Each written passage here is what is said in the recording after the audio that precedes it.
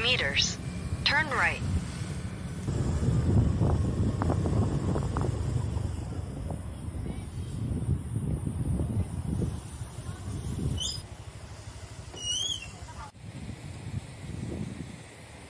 Assalamualaikum sahabat PM.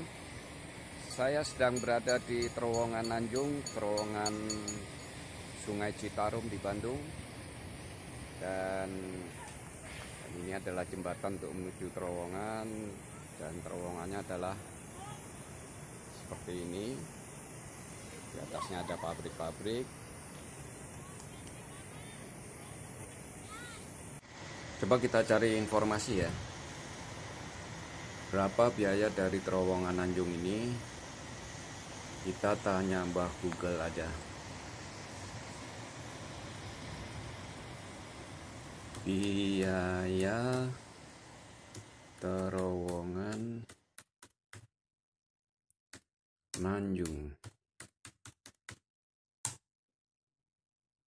Nah, ini ada informasi pertama, ada biayanya 316 miliar. Coba kita cari lagi. Ini ada lagi informasi biayanya hampir 353 miliar. Atau persisnya 352 miliar 917 juta. Ini pakai 2, ini bukan ya, 320 miliar bukan. Lalu ini ada lagi biaya terowongan Nanjung sebesar 317 miliar. Nah, kenapa berbeda-beda ya? Informasi pertama tadi biayanya disebut 316 miliar. Yang kedua hampir 353 miliar. Dan yang ketiga 317 miliar. Kadang sahabat PM bertanya-tanya kenapa biaya proyek bisa berubah-ubah. Yuk kita uraikan bagaimana perjalanan sebuah biaya dari awal sampai akhir. Nanti kita pelajari bersama-sama bagaimana angka-angka biaya-biaya bisa berubah-ubah sesuai keperluannya.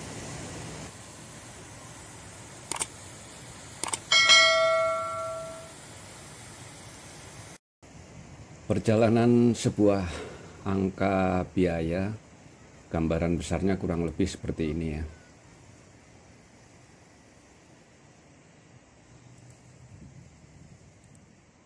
Awalnya dari sebuah angan-angan, barangkali kita punya sejumlah dana, dan berdasarkan dana tersebut akan kita jadikan apa dan seberapa dimensinya. Atau angan-angan tersebut ingin bikin sesuatu, ya seberapa sesuatu itu akan kita wujudkan, dan kemudian berapa biayanya. Dari angan-angan tersebut timbullah sebuah ide. Berdasarkan ide tersebut, kita bisa lebih memastikan seberapa akan kita wujudkan angan-angan tersebut, dan kemudian kita hitung berapa biayanya. Lalu ide tersebut kita kembangkan menjadi sebuah konsep, ya. Dan berdasarkan konsep tersebut kita bisa menaksir biaya pembangunannya. Nah, biasanya taksiran biaya pembangunan ini memperhitungkan harga satuan bangunan. Contohnya kalau misalnya rumah atau gedung, biasanya memperhitungkan luas bangunan dikalikan harga satuan bangunan. Kalau hotel atau rumah sakit, memperhitungkan jumlah kamar dikalikan harga per unit kamar. Kalau misalnya jalan raya, ditentukan dulu panjang jalannya dan kemudian dikalikan dengan harga per kilometernya. Saluran juga demikian. Ditentukan dulu panjang salurannya atau dihitung panjang salurannya, lalu dikalikan dengan harga per meter saluran. Untuk sistem penyediaan air minum atau SPAM, Biasanya dihitung dulu jumlah sambungan rumahnya atau SR-nya dikalikan dengan harga per sambungan rumah atau SR. Misalnya juga untuk bendungan atau waduk atau reservoir, itu biasanya dihitung dulu kubikasi kapasitasnya, lalu dikalikan dengan harga per kubik kapasitasnya. Pembangkit listrik juga demikian, diketahui dulu megawatt kapasitasnya, lalu dikalikan dengan harga per MW-nya atau megawattnya. Nah, kurang lebih demikian kalau untuk menghitung atau menaksir biaya pembangunan secara awal, sehingga kita bisa mengetahui taksiran biaya pembangunan dari konsep yang kita punya. Selanjutnya, untuk mengkaji kelayakan komersial dari konsep kita tersebut, kita buat feasibility study atau FS. Nah, di dalam FS itu biasanya akan mengkaji kelayakan biaya proyek. Jadi di dalamnya dihitung dulu biaya proyek dan kemudian dikaji kelayakannya, baik untuk proyek investasi atau proyek inventory. Nah, biasanya di saat-saat awal biaya proyek di dalam FS tersebut atau feasibility study tersebut digunakan sebagai pagu anggaran investasi atau inventory di laporan keuangan perusahaan atau di RKAP, di rencana kerja anggaran perusahaan. Nah, biaya yang dihitung di dalam FS tersebut atau biaya proyek di dalam FS tersebut biasanya sudah termasuk semua biaya pembangunan, antara lain biaya konstruksi, biaya konsultan, kemudian biaya lahan, juga termasuk biaya perizinan dan lain-lain. Coba kita lebih fokus ke biaya konstruksi. Dari data di dalam FS, kita bisa membuat basic design atau konsep desain. Nah, kemudian berdasarkan basic design tersebut, kita bisa menaksir biaya secara kasar atau approximate cost. Jadi sedikit lebih akurat daripada biaya proyek yang dihitung di dalam FS, kita sudah kembangkan menjadi suatu gambaran yang lebih jelas berupa basic design atau konsep desain. Nah, kemudian dari basic design ini atau konsep desain ini kita bisa menaksir biayanya secara kasar atau biasa disebut approximate cost. Nah, ini biasanya juga digunakan sebagai pagu anggaran biaya konstruksi. Kalau tadi di dalam FS masih merupakan biaya pembangunan, tapi kalau untuk biaya konstruksi ini digunakan sebagai pagu anggaran biaya konstruksi. Nah, konsep desain atau basic design ini kemudian kita kembangkan lagi menjadi gambar prarencana atau schematic design. Nah, berdasarkan gambar prarencana atau schematic design ini, kita bisa lebih rinci membuat rincian biaya secara kasar atau roughly cost. Nah, ini juga kemudian biasanya juga digunakan sebagai pagu anggaran biaya konstruksi. Gambar prarencana atau schematic design dikembangkan lagi menjadi suatu gambar pengembangan atau design development. DED, Detail Engineering Design.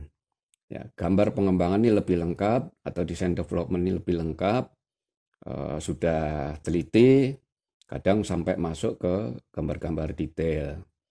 Nah, gambar detail atau gambar pengembangan atau design development ini kemudian oleh manajemen biasanya disahkan menjadi suatu dokumen berupa gambar perencanaan.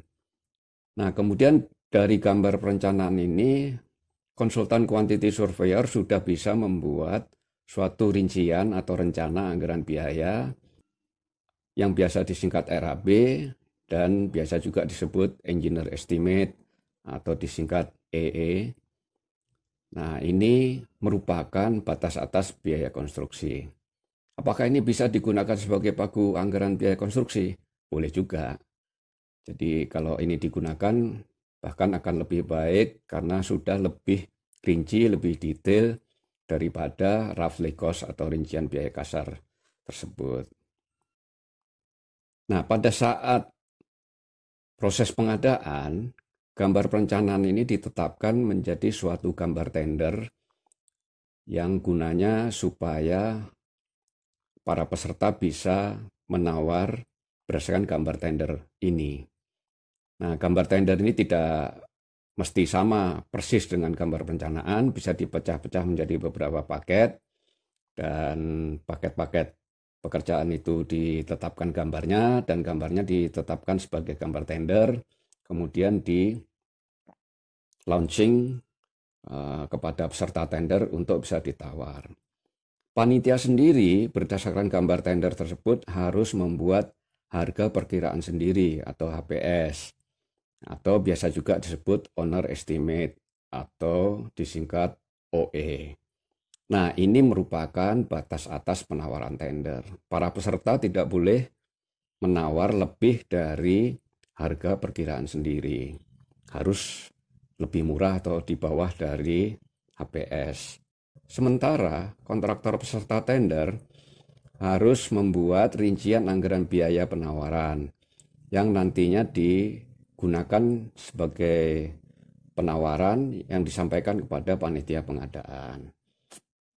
HPS memang sebaiknya disampaikan dalam proses tender sehingga memastikan bagi para peserta untuk membuat penawarannya. Nah, penawaran yang menang atau kontraktor yang menyampaikan penawaran yang menang, maka rincian anggaran biayanya akan diklarifikasi, dinegosiasi, dan setelah diklarifikasi dan dinegosiasi, kemudian ditetapkan rincian anggaran biaya penawaran tersebut menjadi rincian anggaran biaya kontrak. Ya, ini pada proses pengesahan kontrak, kedua belah pihak akan menetapkan sebagai pegangan dalam pelaksanaan proyek, maka biaya tersebut, biaya penawaran yang sudah diklarifikasi dan dinegosiasi, ditetapkan dan disepakati sebagai rincian anggaran biaya kontrak. Nah, di dalam pelaksanaan konstruksi, maka nanti akan ada perubahan-perubahan pekerjaan biasanya, dan kemudian bisa menimbulkan biaya pekerjaan tambah maupun biaya pekerjaan kurang atau dan lain-lain. Nah, biaya-biaya yang muncul di dalam proses pelaksanaan konstruksi itu kemudian disesuaikan terhadap RAB kontrak, maka bisa diperoleh rincian biaya final. Nah, rincian biaya final ini kemudian dikapitalisasi ke neraca perusahaan sebagai nilai aset di neraca perusahaan. Jadi merupakan tambahan aset. Tapi kalau itu proyeknya proyek inventory atau proyek pengadaan untuk sesuatu yang akan dijual kembali, maka itu bisa menjadi rincian biaya pokok inventory atau merupakan rincian biaya produksi. Bisa digunakan sebagai data atau bahan untuk menetapkan harga jual produk. Misalnya produk-produk properti, antara lain perumahan, apartemen, dan lain-lain. Nah, sahabat PM, demikianlah kira-kira perjalanan sebuah angka biaya. Jadi kalau dari awal ditaksir secara kasar, hanya memperhitungkan harga satuan bangunan, dan kemudian di akhirnya di rincian biaya final ini digunakan sebagai angka untuk menambah aset perusahaan atau menambah persediaan atau inventory perusahaan. Jadi mulai sekarang, sahabat PM jangan lupa untuk menyatakan suatu biaya itu disesuaikan dengan tahapannya. Apakah biaya tersebut merupakan biaya awal pada saat feasibility study, atau apakah biaya yang sahabat PM sampaikan itu merupakan taksiran biaya kasar dari sebuah konsep desain, atau merupakan engineer estimate, ya, biaya yang sudah rinci dan lengkap, atau itu hanya berupa harga perkiraan sendiri, ya. Lalu juga apakah itu sudah merupakan biaya final dari seluruh pelaksanaan proyek. Jadi jangan lupa kalau menyatakan biaya harus disertai dengan tahapan biaya tersebut. Nah, bagaimana cara men-setup biaya terhadap kegiatan proyek kita? Pastikan dulu pada saat apa tahapan itu kita akan menetapkan sebuah biaya, dan kemudian tentukan biaya itu sesuai dengan tahapannya. Nah, tentunya makin ke sini, makin detail, itu akan lebih baik, dan juga harus dipastikan bahwa dalam menetapkan pagu anggaran jangan terlalu rendah, agar bisa memberikan keleluasaan bagi proses berikutnya sehingga diperoleh suatu harga yang wajar. Pada saat awal menetapkan pagu, bila terlalu rendah, mungkin panitia nanti akan kesulitan mendapatkan peserta yang menawar sesuai dengan pagu yang tersedia. Tapi juga bila pagu tersebut ketinggian, maka ada potensi untuk adanya pemborosan dana dari investasi. Oleh karena itu, pada tahapan-tahapan yang dilaksanakan, agar biaya yang dihitung itu disesuaikan seoptimal mungkin, tidak ketinggian dan tidak terlalu rendah. Demikian, sahabat PM, uraian kita mengenai perjalanan sebuah angka biaya. Mudah-mudahan bermanfaat. Oke, terima kasih. Assalamualaikum warahmatullahi wabarakatuh.